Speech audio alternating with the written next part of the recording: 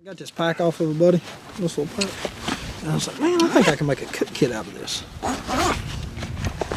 Some propane. Oh yeah, I got nice. a brew cup, cast iron skillet in there. I got another set of pot. I got a pot and pan set. I got plates, silverware, Well, I know who's spices. cooking. You're cooking. We can do that. All right, here we are at the Are we actually recording? Of course. Oh. Third annual Central Kentucky Bushcraft Gathering with the Kentucky Traditional Bow Hunters Association. Is it Bow Hunters or Traditional Bow? Traditional Bow Hunters Association, I think. Yeah, KTBA, something like that. Something like that. Kentucky Anyway. Traditional Bow Association. Maybe that's it. Maybe an extra word in there. Anyway, so here we are, and I'm gonna take you around, show you. This is day one. Show you the camps and everything. I've got my new Coleman tent. I am really excited about.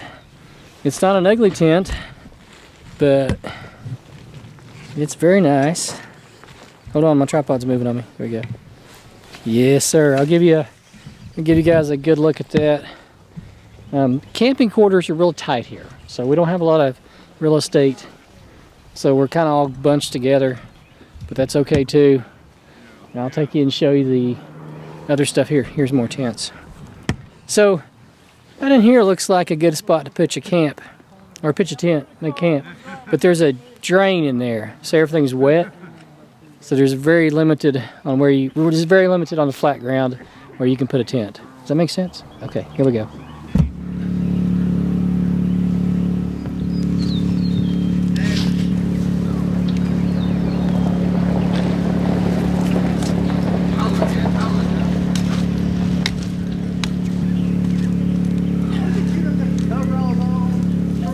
All right, so we got Robert from Bluegrass Bushcraft over here, James from Old School with Modern Twist, and then you got Central Kentucky Bushcraft right here.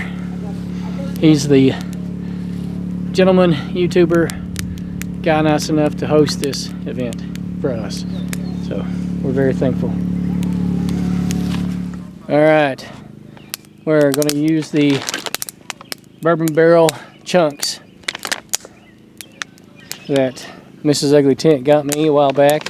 Haven't had a chance to use them yet. And we're using the firebox stove. We'll grill some steaks. She's burning good now. So the firebox stove guy would probably die if he saw this video, but we've had to reconfigure the firebox stove because I didn't have enough coals in the, to build up to reach the top layer, which is this layer, or this shelf. Ah, that's hot. So we had to lower it, and then we're covering it with that. But she's getting there. Here, there's a pair of tongs in there. Tong, tong, tong, tong. No, we're not ready to flip it yet. Just gotta. I don't know if she's sizzling. I don't want it to get too done on one side.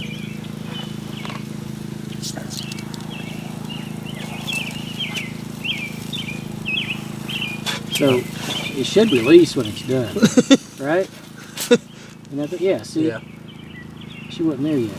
Well, I know. I didn't know if you wanted to, if you was going to flip it and let it cook both sides, or if you're just going to cook all one side.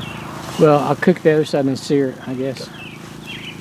We're kind of making this up as we go along. That's why we get out and do it. Yeah.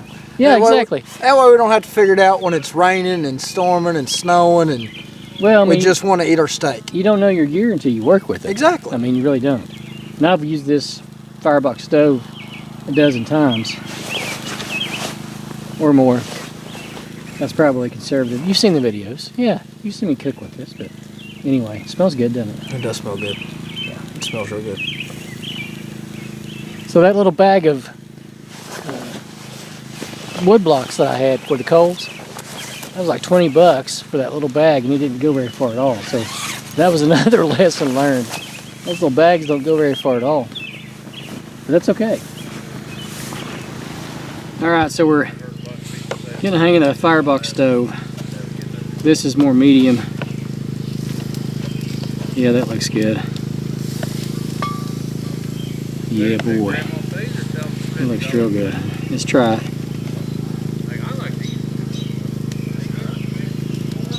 Yeah. Yeah, that's it right there. There he is. There's the man. I don't know what the man is, but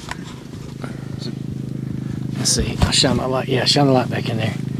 It's a mess, but there's the inside of the tent. not enough light. Got the little Mr. Heater going. Yeah, there's plenty. Yeah. So, Justin and I are hanging out in our vegetable, the vestibule of the tent. And it is nice and toasty in here because we got the heater in there going and the heat's coming out here, and it's very comfortable. Matter of fact, it's starting to warm up. It is. Too much. We might have to go hang by the fire. And when you combine all the hot air we're full of too.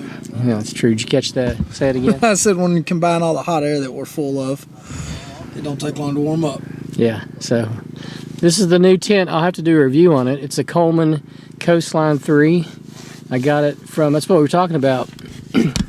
I couldn't find this in the United States. It had to ship from overseas, and it came from Italy. So just a unique design. And it may be somewhere in the United States. When I was looking, I couldn't find it on Amazon. But anyway, I had to wait a couple of weeks, and it was worth the wait, though. This is a really nice tent. This may be the new ugly tent. Although it's not ugly. It's not ugly. It's not ugly. It's not ugly. So. Hang on that finger.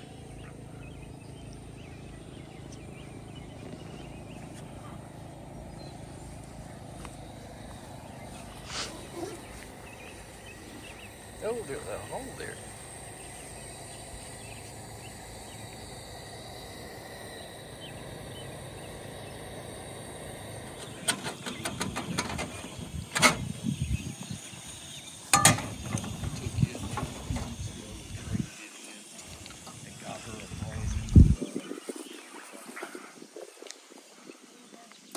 Well, now.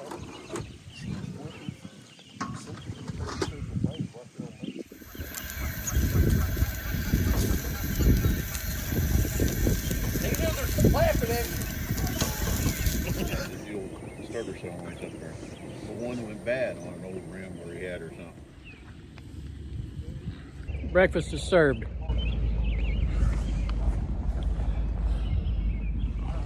Zane's back there. Everybody's grubbing. There's the chef himself right there, Robert. Bluegrass Bushcraft. So Justin hooked me up with some of the, I didn't even read, Bushcraft coffee. Bushcraft Coffee Company, the single serve. I'm gonna give it a try. Smells good. Looks good and dark too. It doesn't look weak. Got a hint of cinnamon in it. What, toasted almonds? That's beyond my grasp of coffee, sir. Coffee amateur. Yes. Of course, I got some oat milk because us old men can't have dairy. But that's okay. We can still have something. And the truth is, this oat milk's probably worse for you than the dairy. But all you do.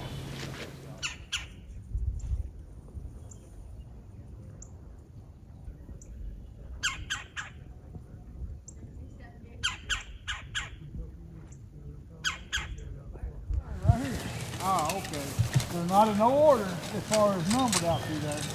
No, they ain't in order. No!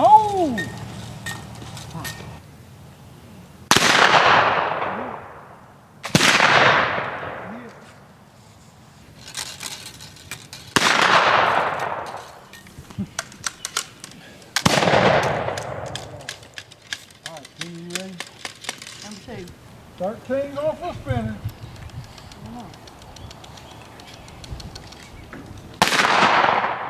No spinning. He wiggled. No spinning. Oh, let's find out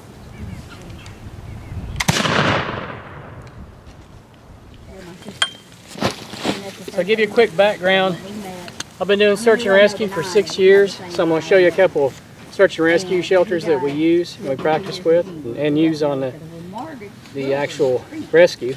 I brought some other things to show you that are kind of a crowd pleaser, as far as like the Alpha tent, the tank crew sleeping bag, a couple other things, just neat stuff that you might not see somewhere else. And we'll set up Justin's going to help me, we'll set up a survival shelter or two and go from there. So Justin, if you'll come over here and help me. So on a search and rescue, if we find a patient, lay down for me, and the first thing we need to do is warm them up because they're hypothermic. I'm going to put them in the recovery position. And this is perfect. We'll put his arm up here and we'll roll him on his side. Figure out. So there, he's in the recovery position. He can support himself and he won't aspirate if he gets sick. This is the best way to keep a patient while you're warming them. So tie it to the tree, just like this. Now we're creating a microclimate for him to warm him up. And I'm not gonna do anything fancy. I'm just gonna tie an overhand knot or a hitch and a half.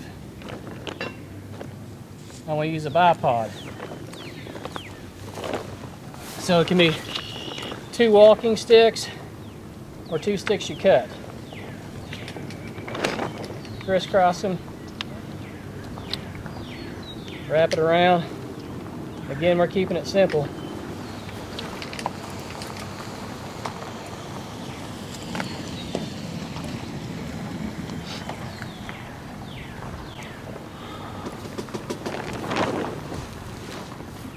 Stake it down.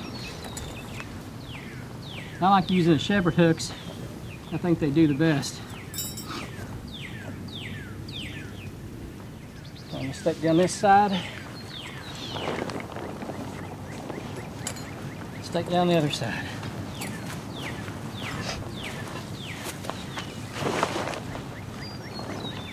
And that quick, we've got a survival shelter. And that's what you're looking for. Something quick and easy. Don't overthink it. We just want to create that microclimate. We're going to build a fire about 1 foot out from the shelter to get that heat in there radiating and warm up our patient. And if it starts to rain or snow or whatever, we can work on them or assess them from this open side while we're getting the fire or while we're wrapping them up. You can do a lot with this, and you can adjust it as you go to make it better if it's longer term. There's a lot can be done with that. I'll show you some other shelters there. Again, the crowd pleasers. This is the Tank Crew sleeping bag. You may have ever seen this before. On your YouTube. I've seen a German one, something like This that. is. It's a German. Okay. Yeah, I thought it was a German snipers sleeping bag. That's what I was told. But it's actually a Tank Crew. Okay. The snipers didn't use this. It has an outer shell. Here, Justin. Yes, sir. Jump in this. I'll show them how it works. Because an outer shell come a canvas tape. No. Say again. Isn't the outer shell come a canvas tape? The one I've got's like a plastic. Oh, okay. Yeah, but they might make a canvas. So you wear it as a jacket during the day, and then this comes up behind you. Yeah, tight. What is that called again? I'm sorry. Tank Crew sleeping bag. Tank Crew sleeping bag. That's what that's the most accurate description I've gotten so far. Because again, when I did a video on it, I was told it was a sniper sleeping bag. But then somebody corrected me, said, no, that's a German Tank Crew sleeping bag. So I'm like, okay. And there's a number of people that kept saying that. So then when he's ready to get to hay, you just drop that down and you put your feet in there and zip it up. I've only used it once. It was all right, but it's not. There you go. Now you gotta be smarter than the bag. That's why I'm having him do it. Right. We don't halfway. Now, how do you secure? It looks good. What about the openings in the back of the hood? What do you I do don't for know. I don't know what those are for. Those are probably for like radio or comms. That makes me mad. Now once he gets in the survival shelter, oh looky here. Look at him inchworming in there. He is going above and beyond. And I've slept many nights under the survival shelter. It works great, especially if you've got a fire going. This is another crowd pleaser. This is the Alpha tent. This is my poncho from my time in the military. And believe it or not, I kept it, and kept it in good shape.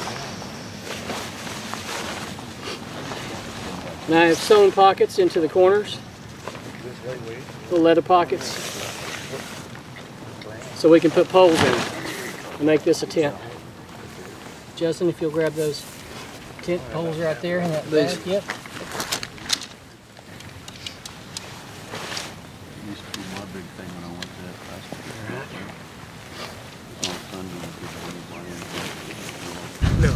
There we go. Push this to the inside. Hold on, one at a time.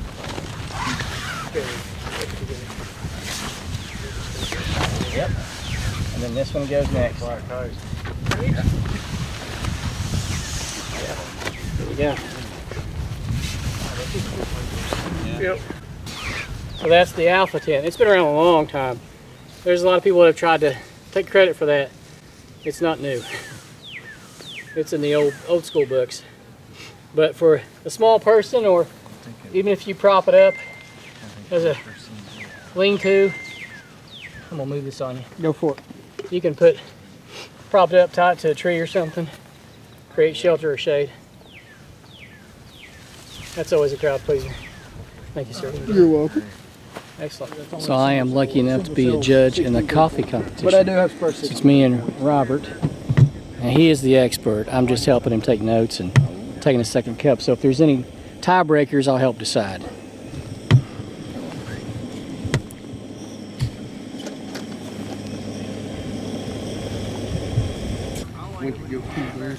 So not only are we doing a coffee challenge, but we're doing a chili challenge too. Yeah. We're supposed to be in a fire challenge too. Stepped on it, caught it. Whew. That's spicy. About 2 weeks later, they had to That's Dave's. bar it off. Yeah.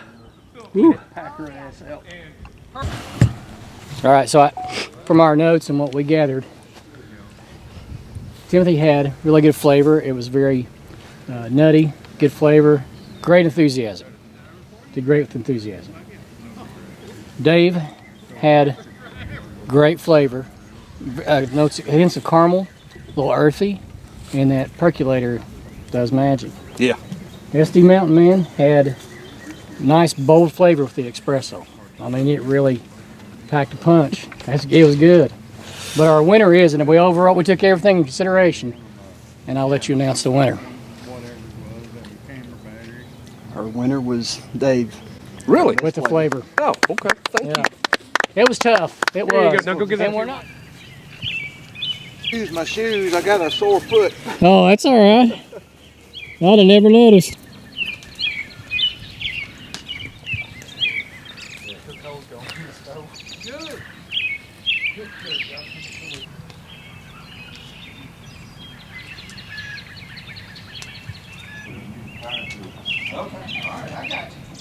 That's almost be easy. Yeah. Not like this thick. Yeah. So it's the width. Hand planer. Oh, sorry. Instead of sitting there with a draw knife trying to. And a lot easier to split. Maybe trying to put it on drying and they're worth about $50 a piece. He didn't believe me. Yep. No, they It's a Canon. I seen your camera earlier. I asked him, wonder. Let's go. Start it.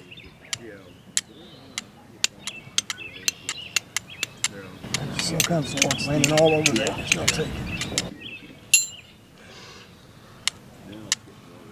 He's already got his. All right, we're coming to the end of day 2, the end of Saturday, and they're back there. Let's see if you can see them. They're back there doing a fire competition. See if they can get fire going in a minute and a half using 3 sources. So they're using flint and steel, ferro rod, and bow drill. And of course, they've got everything prepped and ready. 40 seconds. But then they got to get the fire going.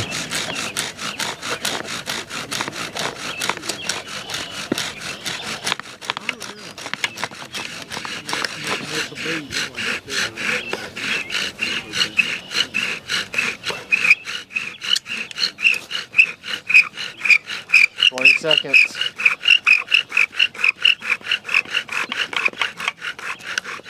So they're having a good time. They're doing a good job too. David actually got it the first time. He got it in a minute and 20 seconds. Pretty impressive. And I'll say I grew up working construction.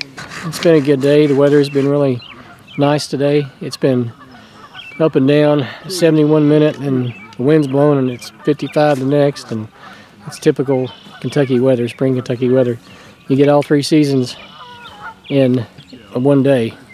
Anyway, I thought I'd give you a quick look at the end of today, and I'll talk to you again before I hit the sack, but it's been a good one.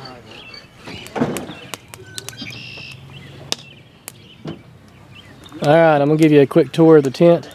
This is the Coleman Coastline 3, and it's 3-season tent. Although it got 25 degrees last night, and I stayed warm. Of course, I had my buddy heater going part of the time. So, but when I didn't have it on, it still held in the heat. Look how my face is just raw from the wind and sun. Anyway, so here's the vestibule, which has the pop-up, I don't know what you call that, garage door.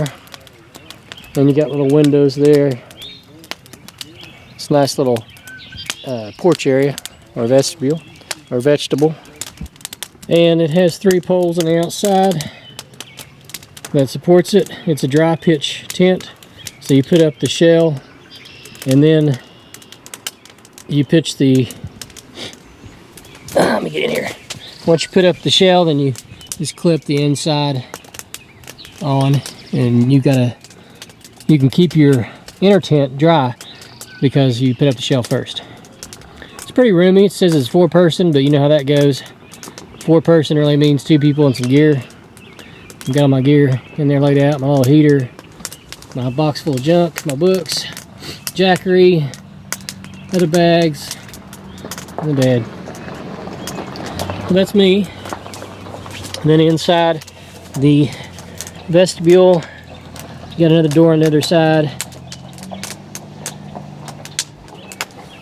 We'll go around the back. It's got a ventilation flap here that you can guy out.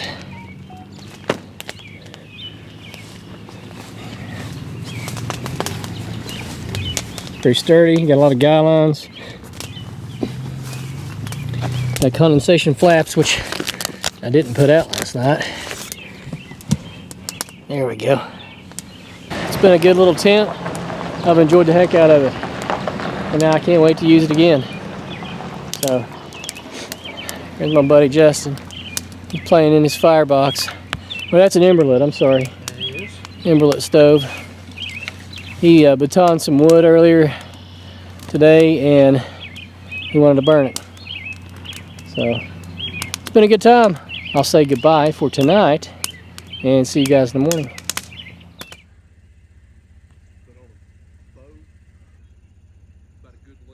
He's got a lightsaber.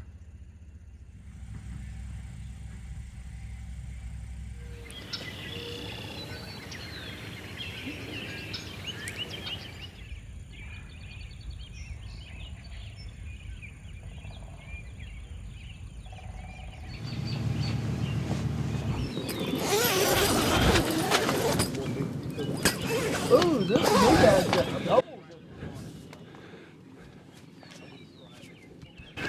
Justin's in there Do what? wrestling an alligator. That's what it feels like. I'll be good now. Let me turn my music down. No Yeah, you're right. copyrights. Oh yeah, we don't copyright. Yeah. So tell me about your bag system, your sleep system. So, this is supposed to be the military modular sleep system, I think is the name of it. And I'd had the green down bag for a while. My good friend Kenny with UglyTent, whose video you're watching, he had the intermediate, I think it's, or the lightweight jungle bag. I think it's intermediate. Intermediate. Yeah. Well, this green one's marked intermediate. Yeah, the green one's marked intermediate cold. I think the other one's marked intermediate. Well, we have another part of the system here. Okay. We may not know exactly which part, but it's the lighter weight bag. They won't fit in this stuff sack, as you can see. He told me they would. You got the wrong stuff sack. But I got the wrong stuff sack. All right, awesome. All right, everybody, thanks for coming along on this adventure. It's been a good time at the Mercer County Fish and Game Club, and we were at the traditional Kentucky Traditional Bow Association. I always want to say bow hunters, it's just bow. Reenactors were here with us up on the hill, and the Bushcrafters, and then the bow association over in the field. A lot of good stuff going on, sharing knowledge, you know, sharing stories. It was a good time, got to see everybody, hang out. If you don't get a chance to get out and do something like this, you need to try to find a gathering near you. If it's not one of the ones I go to, find a gathering near you and push yourself a little bit, have some fun, get out of that comfort zone, enjoy life and enjoy the hardships at the same time. My battery pack's low. Oh. Anyway, I gotta say goodbye, my battery's down. Thanks for watching, we'll see you on the next video.